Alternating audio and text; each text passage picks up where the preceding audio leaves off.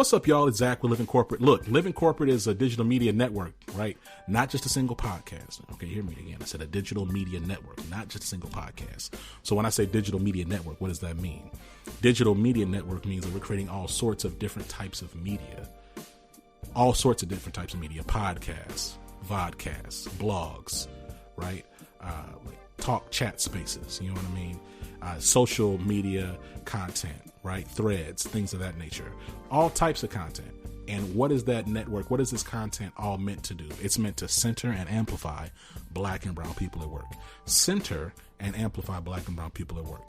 So often in this whole DEI space, or whatever you want to call it, DEI, IED, JEI, you know what I'm saying? The RZA, Wu-Tang, whatever you calling it, right? Shout out to Wu-Tang forever. But whatever you calling it, there's this common thread of centering of the most overrepresented, right? So what am I really trying to say? A lot of this DEI work centers white people and white feelings. That's really what this space has devolved into, or maybe it always was. I mean, honestly, we've talked about that ad nauseum for the past several years. But the point is that Living Corporate exists to center and amplify the marginalized voices, Black and brown, queer, Black and brown disabled, Black and brown women, Black and brown trans, Black and brown non-binary, Black and brown first gen, Black and brown people at work. That's what we do. And we interview executives, elected officials, activists, artists, influencers, the list goes on and on and on. And we're always, always, always bringing it back to the experiences of the most marginalized. And we're speaking truth to power by challenging the very systems that exist and continue to persist to benefit everybody but Black and brown people at work. You know what I'm saying? So that's what we do. We're not really here to like coddle or pat big corporations on the back that make billions of dollars every year. We're here to really have authentic, real conversations in a corporate world. Okay? That's what we're trying to do. And that's what we're not trying to do. That's what we're doing. Shout out to the Living Corporate team. I'm so excited about this conversation you're about to hear. See you soon.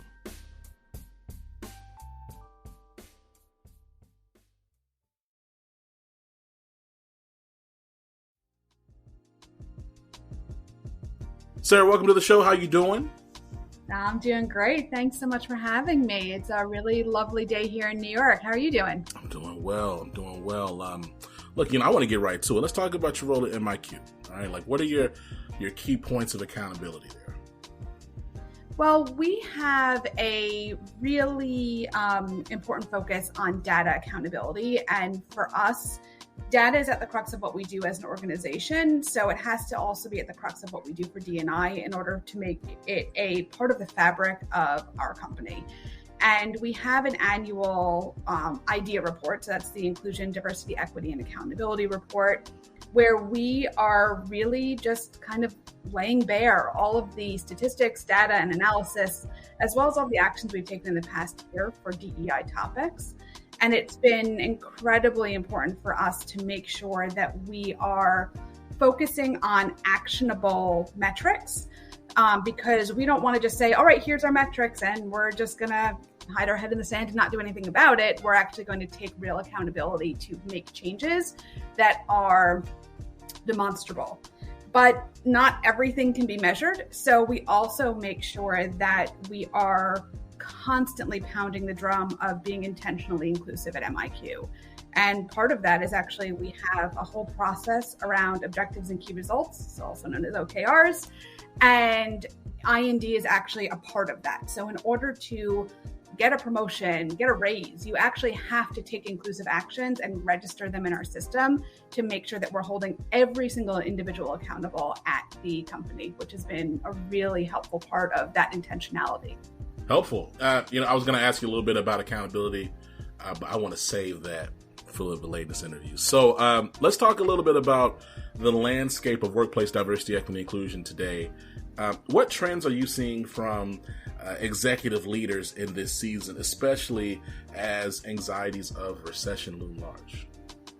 Yeah, that's a really great question, and something that I feel like in every diversity, equity, networking channel, everyone's kind of having the same, I guess, slight paranoia based on previous experiences that the moment the money feels like it's drying up, that DEI becomes a lower part of the priority list.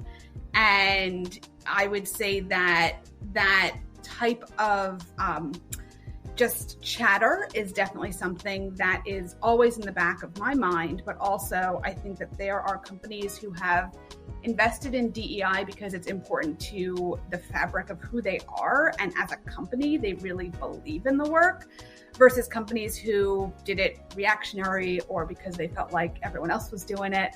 And that's where I think the rubber hits the road, is when financially things get harder, who still continues to invest in DEI, and how do we make sure that the executives don't lose that focus on all of the work that we have done, because all of a sudden they're afraid that some pieces of money are going to be drying up. So I think that when I really look at how we can help empower our executives, we try to remind them of the wins along the way, because I think sometimes DEI work can feel in some ways like it is a way of protecting us from legal problems versus something that can be truly empowering to people and make them want to stay at the company. So reminding our executives, hey, look at how far we've come, look at what we've done together, gives them the energy to keep on going. And then also reminding them how they can personally take accountability for inspiring their team to want to do DEI work. And we found a lot of success actually in giving our executives really tangible things that feel honest to them, but that make them feel like they're doing something and not just watching it happen or feeling like this is being done to them, but that they are personally making progress. You know, it's interesting to that point around like tangible, practical actions. You know, Living Corporate, we talk about the intersection of gender and race quite a bit. And I'll tell you, Sarah, it's genuinely annoying. I exist in this space as a cishet Black man.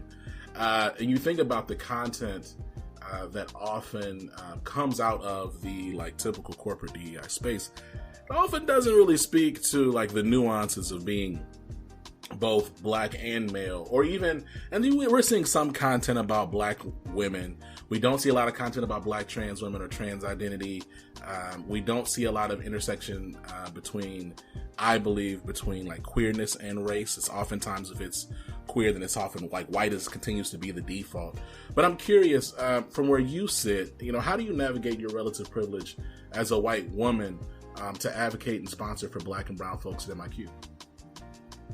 Yeah, I think it's hard to decenter yourself, but I really try to look, at the work through a lens that's really intentional and explicit, specifically on Black and brown folks, and really on Black women, because all of the data says that if you don't focus on Black women, that they are more likely to be left behind. And yet when we create equity that is explicitly focused on Black women, that it's actually proven to bring everyone along with it. And if we can extend that also into the other intersections of who is queer, who is a veteran of the military, who is has some sort of differing ability or neurological difference, the way in which we can capture the needs of helping and serving people so they have a more equitable experience at work actually is good for every single other person. And the more we can get people to see that it actually, that tide raises all ships, can really make an impact for people. And I really think that, you know, at MIQ and in my position, we haven't nailed it, and there's still a ton that I know I'm learning, but it would be a waste of my privilege if I didn't use it to advocate and to sponsor. And I guess I see my role as I need to crack doors open to every room I can possibly have access to, so that way other people can kind of come in and run behind me and jump into that room, because it's so important to just kind of use what you have in any way that you have to make sure that those rooms are more of a possibility. And I think that that's how I view my role within it. That's helpful. Now, let me push you a little bit more. You said there's still some things that you're learning. Can you give me an example of some things you know you're learning? Sure. I think that if I stopped learning, then I'd be a failure at my position. I have to learn every day, not only because things are changing so rapidly and we all have so much to learn, but also I will never have the lived experience of being a Black person.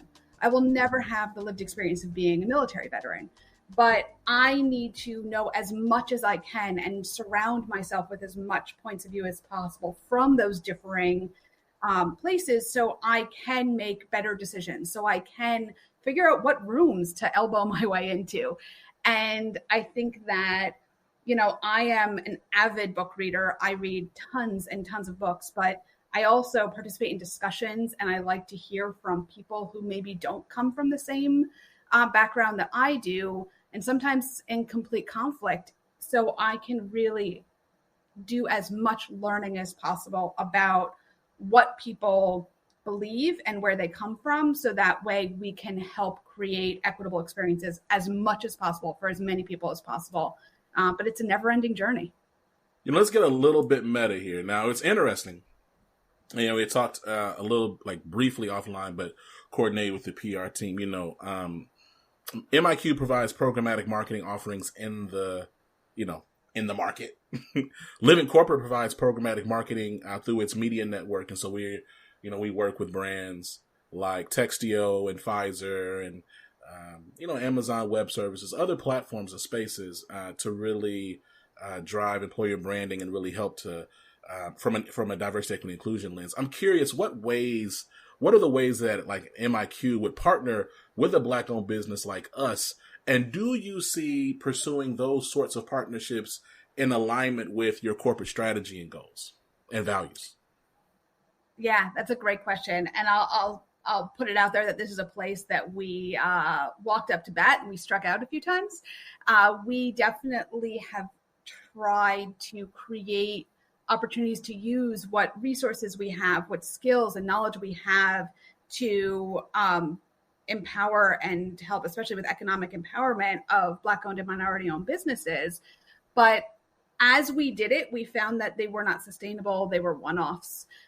We did some things that I feel very proud of, but they weren't necessarily creating replicable or things that we could replicate in a way that was really going to make a difference.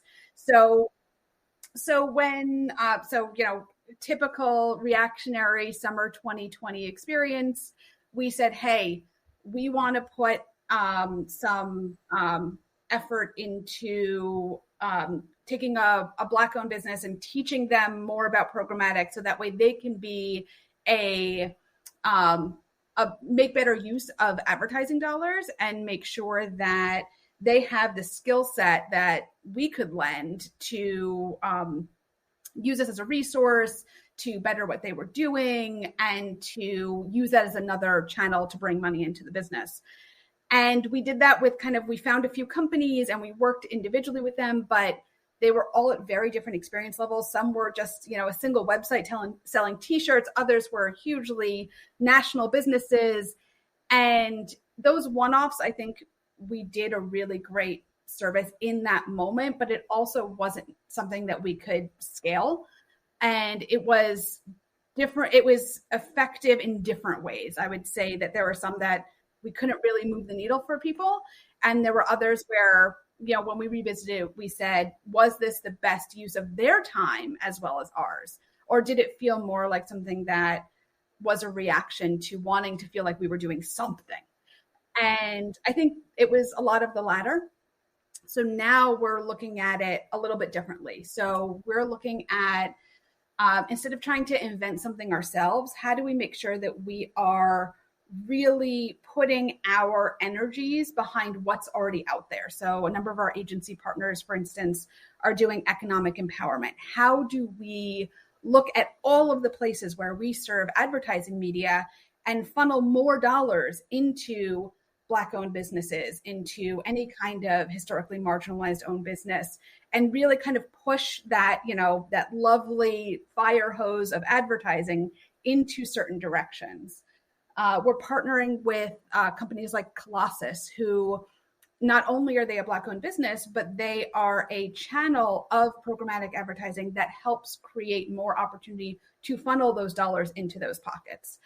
And that's where I think that we hopefully can create something that's more systemic and can be more ongoing, as opposed to one-offs that have different levels of success along the way. Yeah, no, I mean, I love that. I think, there's been a lot of conversations lately and continue to be conversations around like disparities within advertising and marketing spaces when it comes to leveraging Black owned business. I'll give you an example. It's like such a meta conversation, but like, I think it's important to have, right? So like, there are so many PR agencies that will like reach out like to live in corporate, like to promote like their white businesses for free. And I'm like, but y'all are getting paid. Like y'all get a, what's the word, Sarah, when you get the retainer? Y'all get a retainer or whatever the case is. But like, or it'll be like, hey, we'll give you like, I don't know, we'll promote you on our website. And it's like, okay, but like that, and I didn't realize, I'm growing to realize, because we interview all kinds of people. So like, but the marketing space, we don't necessarily talk to a ton of people in this marketing space, but we had Bianca Reed on, who's like a senior executive at the Rain Agency a couple months ago. But anyway, we were talking about like the reality of like how, it is a serious gap when it comes to how revenue is shared within the industry when you talk about historically systemically marginalized business owners. And so I'm really excited as I look at MIQ, I look at your branding, I look at what y'all have going on, and like I see all these Black and brown people. And so I'm just like, man, this is really cool. I'd love to learn and see like, what does it really look like as they continue to take this work and really bring DEI like to practical life. So with all that being said, let's talk a little bit more about bringing equity to life at work. Getting past the liberal jargon and a bunch of terms that kind of give a metaphor of meaning. What are like what are the three critical elements that you believe are important to like just make equity at work just part of work? Yeah. I'll start with economic equity, because I think that at the heart of it, how people get compensated is such a huge place that we can make a difference, and where I think a lot of people are scared to enter because they feel like it's this insurmountable problem with, years of history. But I'd be the first to say that the way that corporate environments have worked for the longest time has been, let's get people as cheaply as we possibly can. And the cheaper we can get them, the better we are doing as a company, versus the mentality of let's pay people what they're worth. Let's pay people for the job that they do. And it shouldn't have to be dependent upon the salary that they negotiated at their last company or how well they can negotiate their compensation coming into a company, because that's where inequities just come in. It is so hard to create a structure that completely eliminates bias towards people who are, really good negotiators, who are typically from a majority class that has the privilege to be a good negotiator. And if we strip all that away and we say, all right, what is this job? What is the range of the salary for this job? How do we compensate people in a way that creates more equity? And then within that range, how do we make sure that we are making decisions that don't put people at the bottom of the range based on their identity? And a lot of that has to do with kind of the historical negotiations that have happened in previous jobs. This applies to women. This applies to Black and brown people. I think it really is something that, if you take a hard look at it, it is something that we can change simply by putting a spotlight on it. So we found in our first report last year that we were paying women in the bottom half of their salary band. And any place I've worked for before would probably say, don't tell anyone that, cover it up, hide it. Instead, we published it. And that was something that I felt like gave us the accountability to then do something about it. And that was really so much a part of why we wanted to create that moment. And we were able to create equity in compensation by saying, we see this as a problem. Let's look into it line by line, person by person, and make decisions that aren't based on what somebody got paid last year or 10 years ago or on their first job, but let's make a decision based on right now. And that enabled us to close a pay gap in a year. And it really just took that kind of focus. So I think that it's possible if you care enough to do so, to change an equity compensation conversation.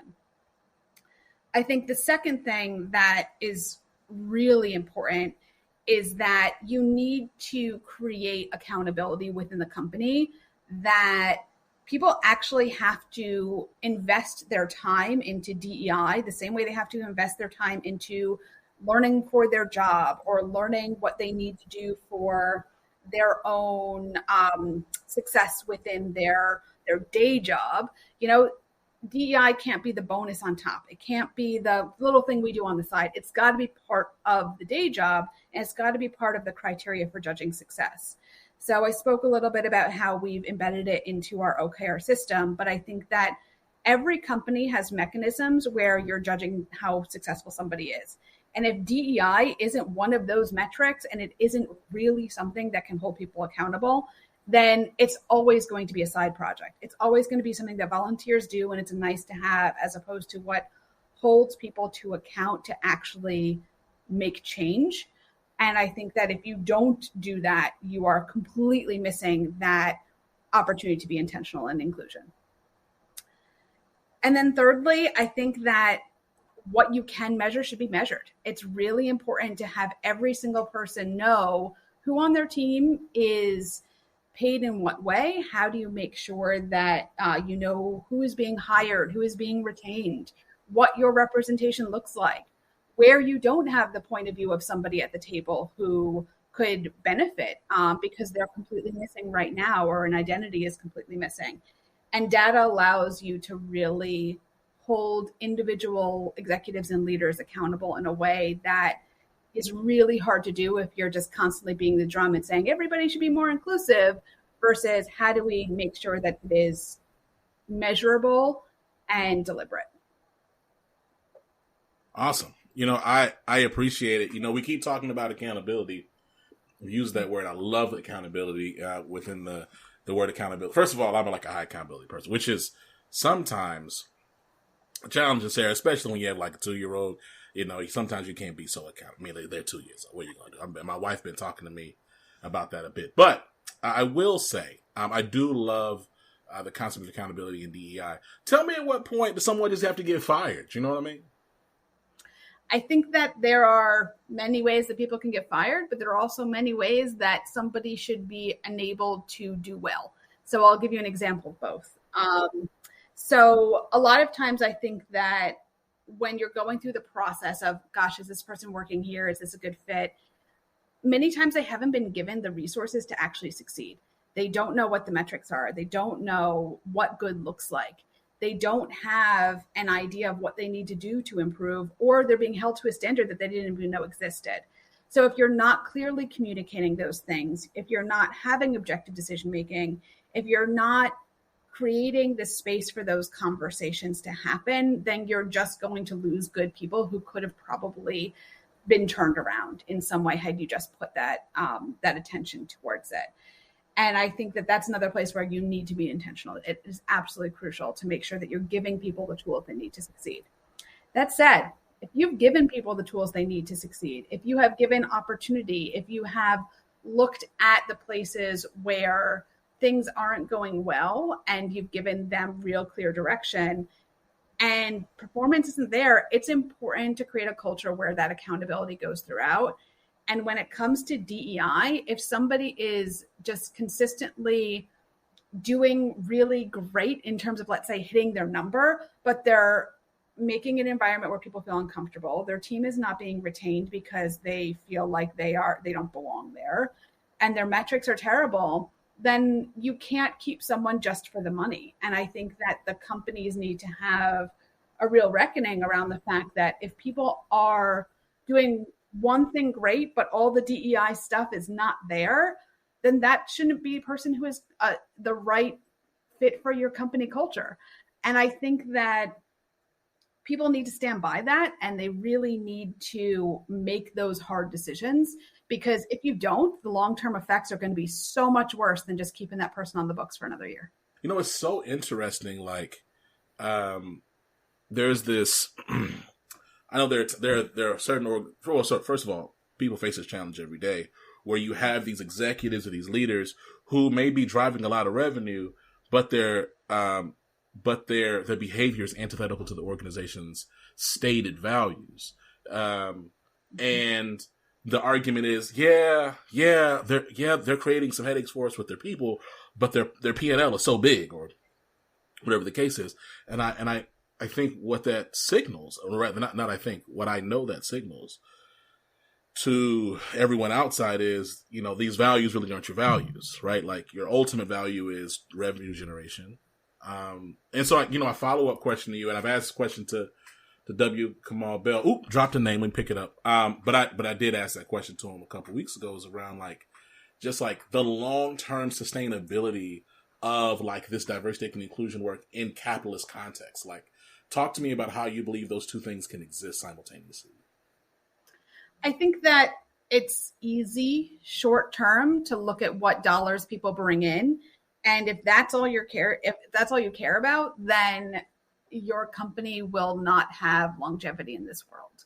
I think that especially as we're watching this new generation come in who just won't stand for it, if you want to compete in this incredibly competitive talent acquisition market right now, you can't keep, I don't even know if I can curse, but you can't keep assholes on the books. You can't keep assholes on the books. It just doesn't work, because no one's going to want to work for them.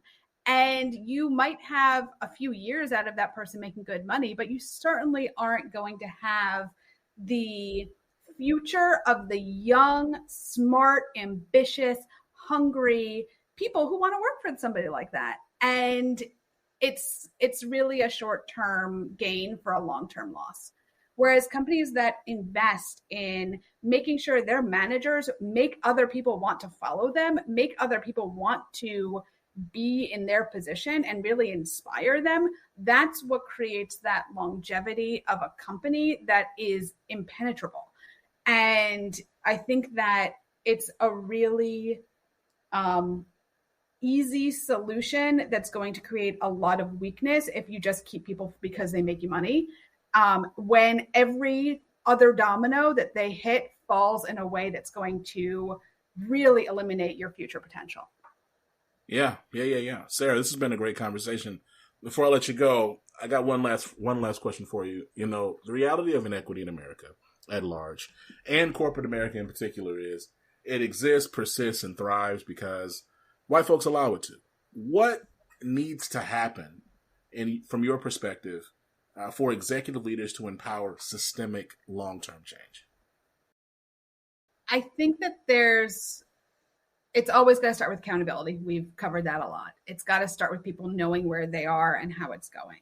But then the next step beyond that is making sure that this action is woven into every single thing that every single company does at every moment.